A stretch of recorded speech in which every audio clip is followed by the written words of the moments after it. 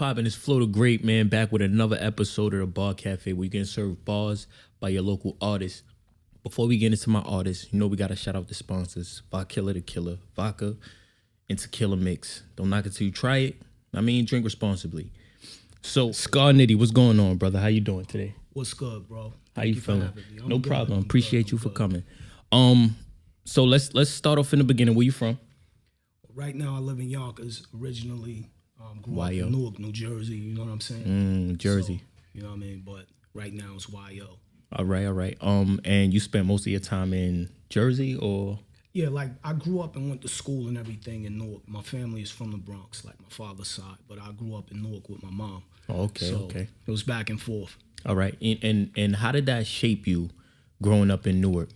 I had the best of both worlds, you know, because Newark is the biggest city in Jersey, and it's like every borough in one, and it was always known as like the sixth borough. Yeah. And then, you know, when, you know, you go to the Bronx, you know, it was like, sometimes it was like a vacation, you know, because of the stuff that I seen growing up, but also being rooted, having roots to where hip hop started was always something special to me. So I feel like I got the best of both worlds. I always say that. All right. And how did that shape you musically?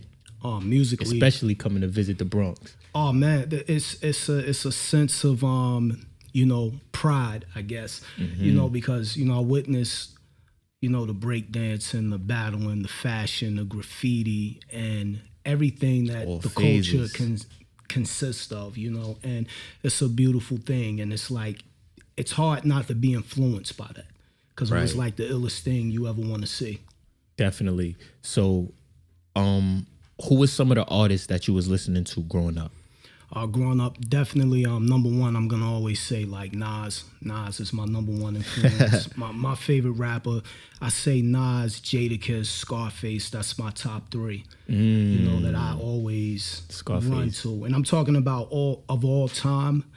And you know I can put other names in, but I can say like within the past like 15 years, 10 years, and whatnot, I would say Ross, Jeezy.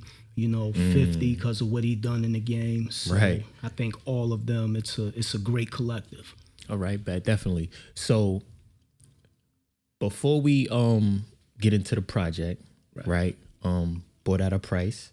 I mean, no buyer's remorse. Yes. That shit just sound hard. Thank you. Right? What really geared you to get into music? Like, what was the first song that you heard that had you like, you know what? Music is definitely what I want to do. You know, I think it has to start with my parents. I think it's a hereditary thing. Oh, okay. You know, mostly, you know, my pop's great musician, could write songs, could play any instrument. He'd tear a keyboard hard. down.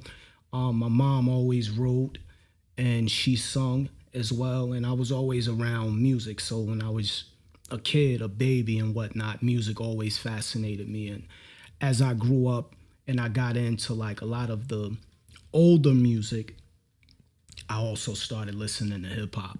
And I can remember, you know, when Nas had It Ain't Hard to Tell, and I was a little kid, and he was using words that I couldn't spell. So I wanted to memorize the song. Yeah. So I wrote It Ain't Hard to Tell. I knew what I was saying, but I knew what I was spelling. You know what I'm saying? Right. So that's the song that stuck out to me that made me feel like, yo, I think I really want to do this. So that's always been like a passion. So that was my number one influence, I would say. That's dope. And at what age did you like jump full force, and start recording and start making songs? You know, that had to be when I was in high school, probably like around like 14. You know, I used to save up my money and then I started like doing demos. I couldn't write worth anything. I could always come off the top. Yeah. You know, and then it wasn't until later on, once I start crafting, you know, the skill set, where I start being able to formulate a thought through writing.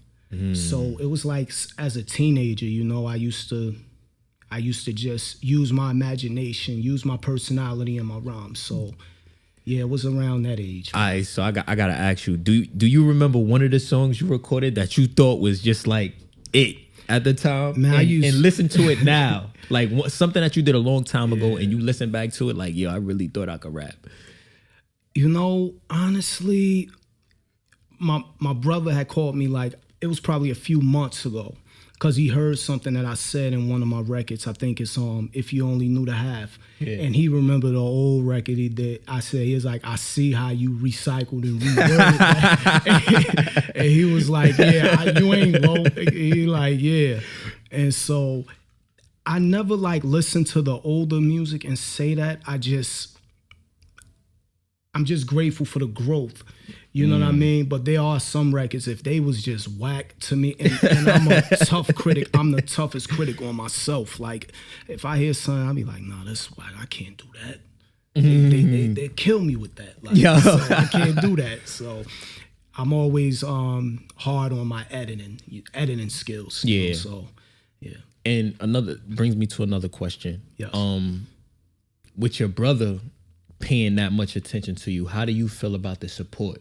Because that's important. He gotta be supporting you to listen that hard and then hear it like, oh, yo, you think you slick, nigga? You said that 10 years ago? Yeah. He was like, you know, that's the thing, man. You know, I focus a lot on the people who do actually support me. Yeah. You know, I know a lot of times, like, as artists, we get discouraged because we feel like we're not getting the support. My strength has always come from knowing that even if I got a few supporters, that's who I make the music for. Yeah. You know what I mean? And so that's what I focus on. So it's a great thing when you have strong supporters and people who really believe in what you're doing and tell you, nah, don't quit, keep going. You're right there. So definitely. It's a great thing. Definitely. Very encouraging. With that, what would you tell somebody that struggles with something like that?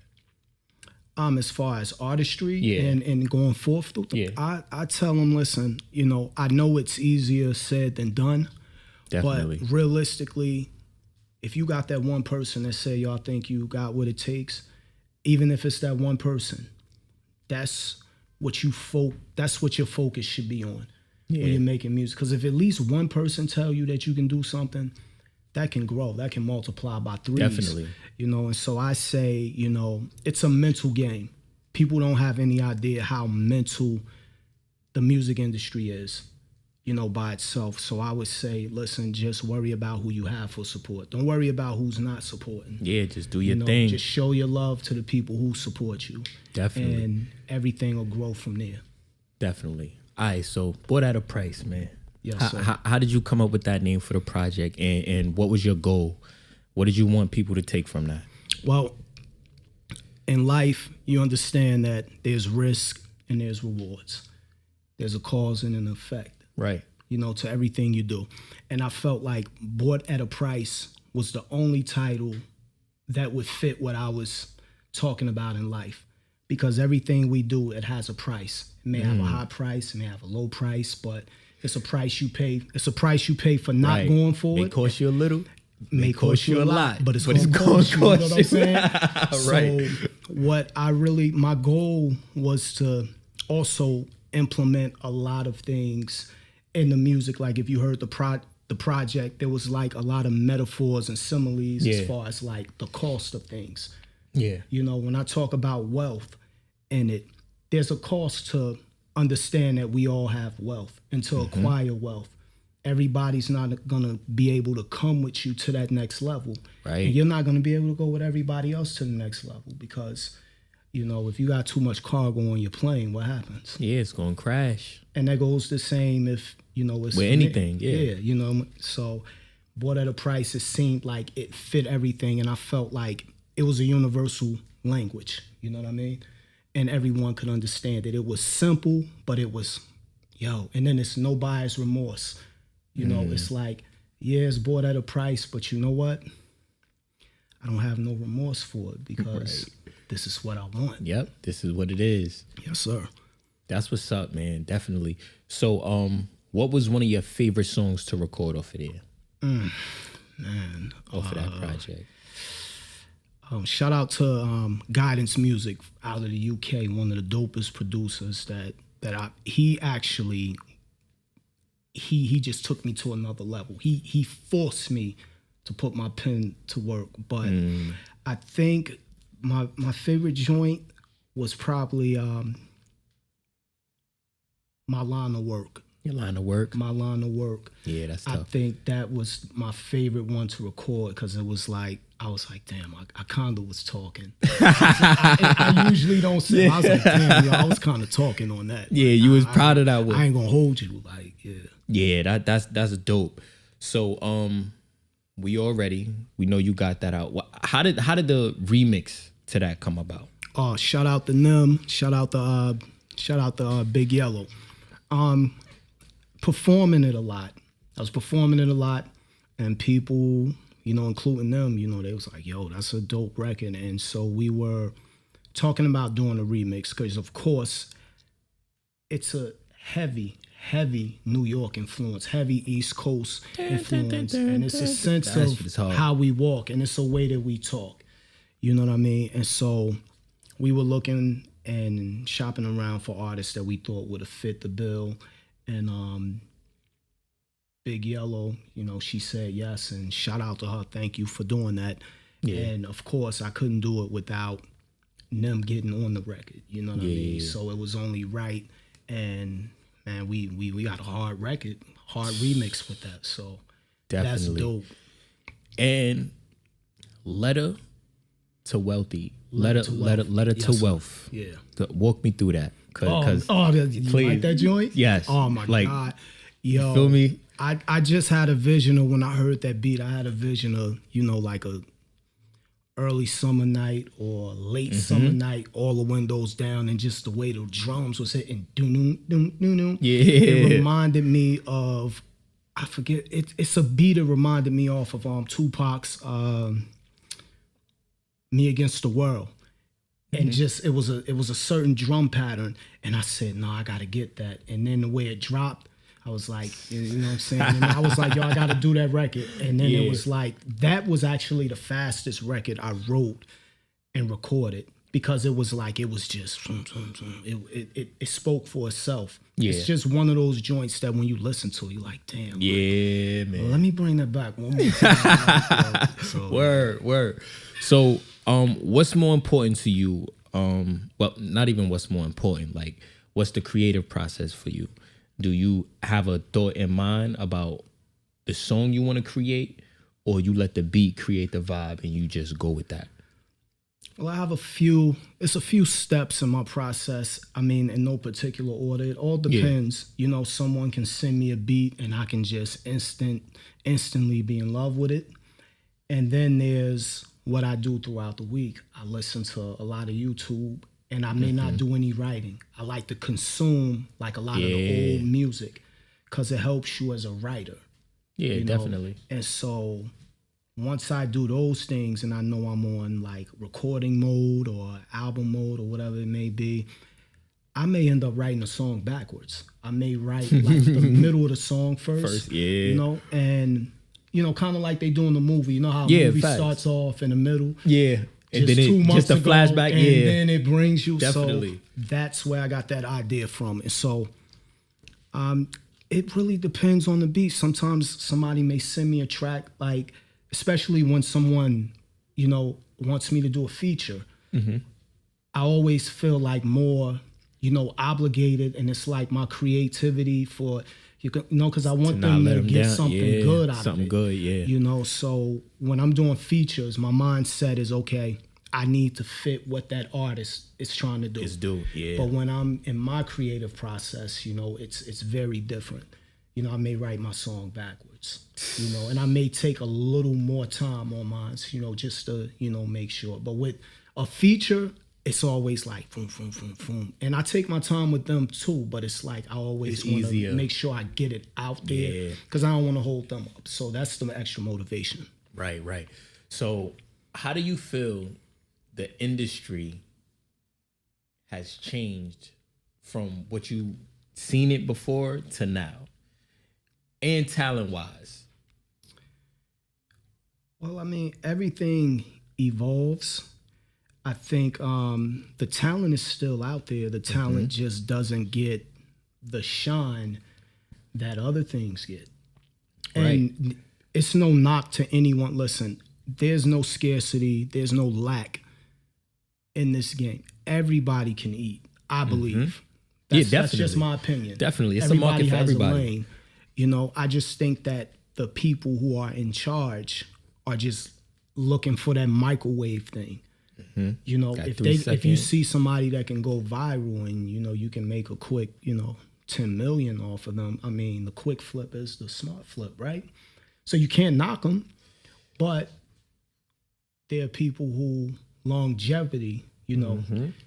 you may be able to make generational wealth, you know, by taking a little more time with a person that's like, yo, I think this is something that can go on for generations, you know, like, and so I feel like it should be more of a balance as opposed to what's going on now. But hey, you know, it's a lot of us are artists now. You know, back when I was growing up, you know, it meant something if you were nice. Yeah, it meant something. It was hard to get put in that nice category. Yeah, it was hard to get put there. So, what would you give like a young artist coming up that's trying to be an artist, trying to rap? I would say first, you know, make a mental contract with yourself. Make a mental contract with yourself and ask yourself, is this really what you want? Ask yourself what kind of work you're willing to put in. You know, because this is a 25/8 thing. You know what I mean? And you're always creating, you know. Are you willing to deal with the doors that slammed in your face? Some people are just not going to like your music. Some people are just going to say, that's not for me. You got to ask yourself, how many times are you going to, you know, build up the courage after you get that no or that disappointment and go hard with it?